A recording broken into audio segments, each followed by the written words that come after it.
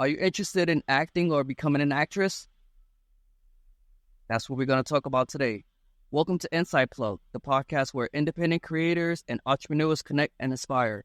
I'm Devon Jones, a military veteran turned filmmaker. I found my spark in the military, and now I'm here to help you find yours. Inside Plug is a platform for your voice, stories to be shared, and ideas to flourish. Let's dive in and plug into creativity and entrepreneurship together. Today on our show, we have actress Faith Louissaint. She's an actress, a model, and a stunt driver. She's worked on a TV series called Guilty Party, where she played the female guard. She also worked on a TV series called Joe Pickett, where she played the clerk. Faith, welcome to the show. Thanks for having me. Glad to have you on. So just checking out your TV series. Before we jump into that real quick, how have you been this year? 2024. How's filmmakers been going for you? How's everything? Well, here in my landscape, things have been a little slow this year. So this year, I'd have to say I focused a lot more on training because a lot of times I don't have time to even look into that. But things are slowly coming together. Now more auditions are coming in, so I'm more hopeful. And everybody's saying survive until 2025. So I'm hanging in there as well, hoping that things pick up here. Nice. Glad to hear that the auditions are coming along. All right. Speaking of auditions, could you bring us back a bit to your very first audition, and how did you find out that acting is something that you're interested in? Wow. I cannot say I remember my first audition, probably because I was never the type of person that was always going to be an actor. Like, I'm an introvert. I don't even know why I'm in this business. And really, the reason why I started acting is because I started doing background work, because I figured out a way to get paid to do my homework. So I actually figured that if I go and do extra work and I'm in the background, in the back of the room, working on my homework, getting fed, a lot of times I wouldn't even get on set because they would only choose from the people in the front. Like, oh, okay, we're going to take you. So there's a couple shows that I went to go work on and I didn't even get on set. I was just there to fill the room. But then eventually I saw what the actors were doing on set and I was like, wait a sec, maybe I can do that. So I know I had no idea what I was getting into. And maybe I needed someone to mentor me at that time, because it would have been great to take some acting classes and to really understand things. But anyhow, several years ago, I did decide to take it seriously and take it from there. All right, nice. That's awesome. So your background at first, and then you seen what the actors are doing, and then that kind of sparked that change. Yeah. Bring us a little bit more forward with that change. So, all right, so now you're deciding that you start taking some classes, and then boom, you get your first role. Yeah, I'm like thinking, what was my first role too? Because I've been doing this for several years, and then also there's all the non-union work. Oh, but I do remember my first role that got me into the acting union. Yes. I remember I saw this project coming into town, and it's East Texas Oil with Kevin Sorbo, and they were going to do a church scene. And I feel like I'm a church girl, so I resonate with the church scene. So when they said that, I was just like, okay, I really like this specific character. And my agent at the time, she submitted me for a different character, but I actually preferred this character, so I self-submitted for the other character. But really, I should have had the conversation with her in hindsight. But yeah. Long story short, I remember I shot that scene in my bedroom like a self-tape and worked with an acting coach in Kenya, Neil Shell.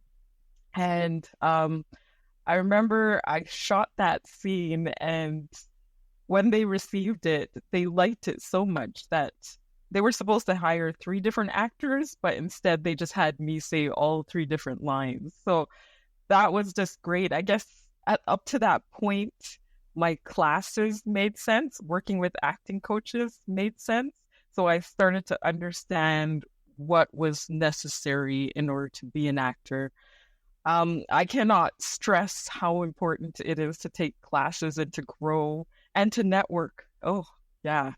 These are things that I wish I knew when I first started, but it's definitely imperative in order to keep going. Nice. That is awesome. So they had other people in mind, and they just did. You're who we want. That is so awesome. Yeah. Could you share something about the character that drew you into that character? I think I like to go for really strong characters, like authoritative. Uh, I don't even know how to describe it. So I find that I tend to be a lot of maybe law enforcement characters or people that are serious, more a serious role. So I guess that's what drew me to that character was I was this person in the church that Kevin Sorbo would be coming in to swindle us at the church, and I'm trying to tell him to basically get lost. But I really enjoy that nitty gritty, that serious side of a character. Nice.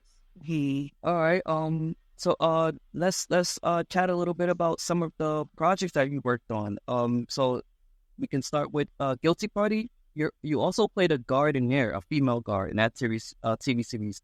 Can you share with us how you discovered that project and how you got casted? Yeah, with Guilty Party, I remember I auditioned for several roles on that project, and at one point I was pinned for a role, and I was like, okay, I'm just gonna have to sit tight and see if I book it. You know, several weeks went by, they released the pin, but then they asked me to audition for another role. And then it just seemed like I was always in this state of limbo. But then I remember I had another callback with some casting directors from LA or producers from LA, and working with the casting director in that callback. It seemed like they loved me, and I was like, hopefully this is working out well. So it turned out that they ended up booking me for that security guard role, and they ended up booking me as well for the stunt double in that same project.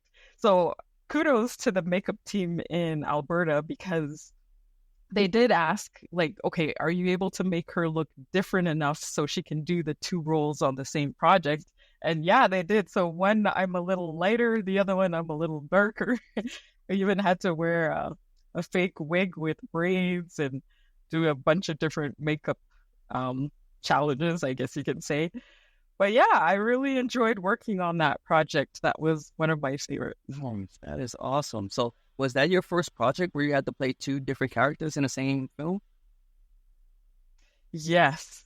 Usually I'm only cast as one item, and whether even if it's recurring, I'm still the same character, but to do two completely different things was excellent. Could you share with us how did it go, like, you know, with costume and makeup, and how was your characters different when they were like on set at different times? What was that experience? Yeah, so a lot of times I do work directly with the actors, like if I'm gonna double somebody or whoever I'm working with, we're always in the makeup room at the same time. But yeah, they did have, say, two sets of wigs, so that meant the actress, she also needed her wigs as well, and then I needed my wigs. And again, we would spend several hours in here in makeup getting this glued to our heads, and then also getting the makeup in to look appropriate. So it did take a while. Yeah, and then even at the end of a shooting day to have to take that all off again, even that was a whole process in itself. But yeah, I'm just grateful to the makeup team though. But yeah, I was doubling Jules. Oh wow, I can't believe I can't remember her last name. She's one of the stars in Fire Country. I I can't remember her name right now. Right. All right. So stunt doubles. Was that your first time playing a stunt double? That was. So really how I got into it was because of my stunt driving experience and how I got into being a stunt driver, again, being a church girl. My dad was a pastor and I was responsible for driving people to and from church. So as a young teenager, I would drive one of those big 15 passenger vans and I'd be driving on like really narrow streets in like the middle of like our downtown. And I'd be weaving in and out of traffic like I was driving a car. And I'm sure people were like worried because you're just this little black girl driving this huge van. But no, I got used to it and accustomed to it. So driving has always been second nature to me. Um, I also was a driving instructor, had my class 4, also did bobsled. So I like speed. I like driving. And one funny thing too is that whenever my kids are playing with Barbie dolls when they were younger, they would always put Barbie in the driver's seat and Ken in the passenger side. And that's just because in my house I love to do the driving. So I was doing stand-in on the set of Jan, and that was during the time of COVID where you couldn't even sit with people in the lunchroom. So instead, they would have like one of those big, long tables. I can't remember what they call those tables, but you'd have to sit on either end. So I remember I saw this lady sitting on the far side of a table all by herself. And so I'd had to sit on the other end. And I'm like, you know what? I'm going to go join her. I'm not very out there, but I'm going to join her and I'm going to talk to her. It turns out that is stunt coordinator Leslie McMichaels. Yes. And so got to talking with her and started talking about my background and what I was currently doing, even with the bobsled. And then she's like, wait a sec, we need a stunt double. And then it's like, wait a second. So it's like, again, just being in the right place at the right time. And that's how I ended up getting onto Guilty Party to do that stunt double role and the stunt driver role. Yes, that is awesome. Putting yourself out there, that is great. I love that. All right, could you share some of your social media outlets? Where can people check out some of these TV series, and where can they see some of your work at? Oh, it's a little hard to see some of my stuff, not unless you're subscribed to specific platforms. But trying to think if you can watch Joe Pickett right now on. It could be on Paramount Plus. Yeah, I'm not too sure where that one is. I can't think of anywhere right now you can get something without being subscribed to the platform, unfortunately. You'd have to be subscribed to see certain things, as well as Christmas with a Crown. You'd have to be subscribed to, can't even remember if it was the Hallmark channel now. But yeah, you'd have to be subscribed to these specific channels. All right. So yeah, we're gonna get those links for you guys, and if you have to be a subscriber, definitely check out those series that Faith is in. So it says also a model. You've been doing some modeling. You share how that experience is going for you. Yeah, I mean, that's just something that has always been in our family. I do it with my kids and they enjoy it too. They enjoy the acting side as well. So even just this week, doing a photo shoot for a home builder. So just small things like that, lifestyle shoots. Also working with various photographers who like to expand their portfolios. Looking at that, even once a month, I try to do a test shoot with a photographer just to always stay up to date and to always keep my experience up, also to keep my headshots relevant. But yeah, those are the kind of projects we work on, whether it's any sort of local company or even a couple American companies as well that need some print ads, we definitely do the family genre. Yes. All right. So earlier you mentioned how you're a church girl, and then you said that for the characters you prefer characters like a strong character that's more in a authority position. Um, when you're going to look for a role, is it more of the story or would it be more of the character that draws you in? Hmm, that's a good question. I would have to say it's more of the character that draws me in to see where the character can go and what dynamics and what layers the character has. Like, even as well, in addition to being a strong character, I like that sense of mystery as well, or even like a sense of crazy on top of that.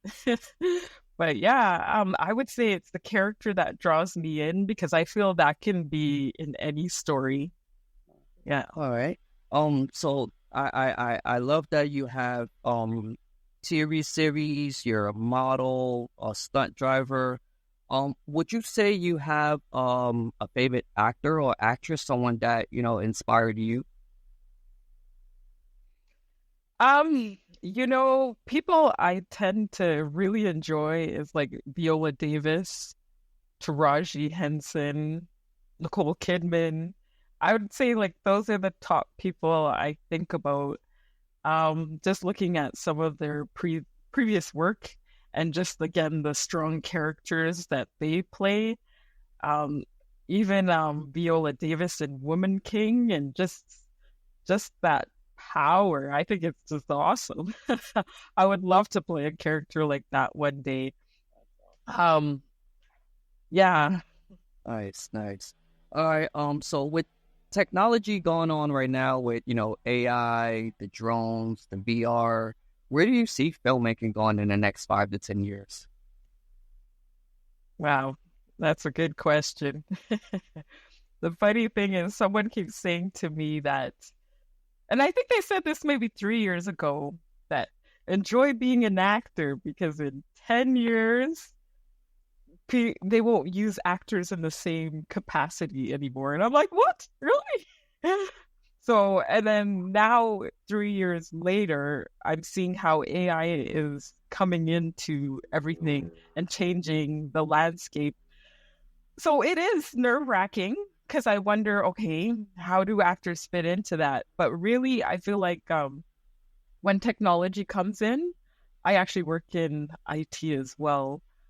But I find that when technology comes in, you have to work alongside it. You have to figure out a way to work alongside it. You can't fight it because it's gonna come regardless. But you have to figure out your place in order to work alongside it.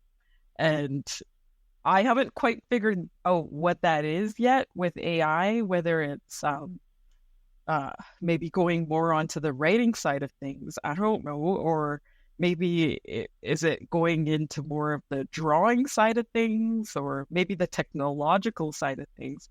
I'm not too sure, but it is scary to see where things are going, and but that's the future. That's life. And really, if you embrace it, then you'll have fun. But if you fight it, then that's where problems are. That's true. That is true. All right. I asked this question to all the guests that comes on the show. What is a book, a TV show, or a movie that you would recommend to new filmmakers, new writers, directors, actors, actresses? It could be one from each category or just one overall. A TV show, a book, or a movie. That I would recommend. Oh, wow. Wow, wow, wow. Bleh. I that's such a hard question because I feel like I like different things for different reasons. All right. So So if you can give an aspiring actress a movie to watch, just one movie, throw one out there, Adam. um okay, I'm wondering if I would go back to Woman King again. Uh Well, actually, no. You know what? I'm gonna go with Trap. I just watched Trap by M. Night Shyamalan, and I'm such a fan of all of his movies. I just like so much of his work. But really, I think what can be inspiring to an actor or even to a writer is to make a script that's not predictable. Like I don't like these cookie cutter movies where you kind of have an idea of what's going to happen or how it's going to end. But I feel like in this movie I couldn't predict what was going to happen. Or even as an actor, the fun of being able to play like two sides of a character, to have one face that's this way and another face that's the other way. I'm trying to say not too much in case people haven't watched it. I don't want to spoil it. But I think it would be a fun piece to watch as an actor to see how maybe when you're playing with your work during your rehearsal to do something similar. Yeah. So I'd recommend that one. Awesome. Awesome. All right. And if you want to just share one last piece of advice for the listeners out there, what is something you want them to take away from this conversation? I would say that that you shouldn't give up on your dream, that you should continue going through whatever, I guess, training, whatever exercises that you do on a daily basis, that you should never give that up. And then also continue networking, whether it's staying up to date with people, whether it's reaching out to people that you haven't spoke to in a long time and just seeing where they're at. I just find that sometimes in these conversations, things will happen that you might not expect to have happened. And also just let it be. Like, just let things fall where they may, and you'll be surprised as to where they go. But yeah, just as long as you keep going, keep doing your daily grind, things will come out. Things will happen. Awesome. Awesome. Thanks for sharing. All right, everyone. Thanks for tuning in to Insight Plug. We hope you enjoyed today's episode and found it inspiring. Remember, every journey begins with a single step, and every creator has a story worth sharing. If you love what you heard, don't forget to rate and leave a review on insightplug.com. That's www.insightplug2gs.com. Your feedback helps us bring you more content. Until next time, keep creating. Devon Joe signing off. Stay inspired. See everyone next Tuesday at 9 a.m. Faith, thank you again so much. This is awesome. Thank you.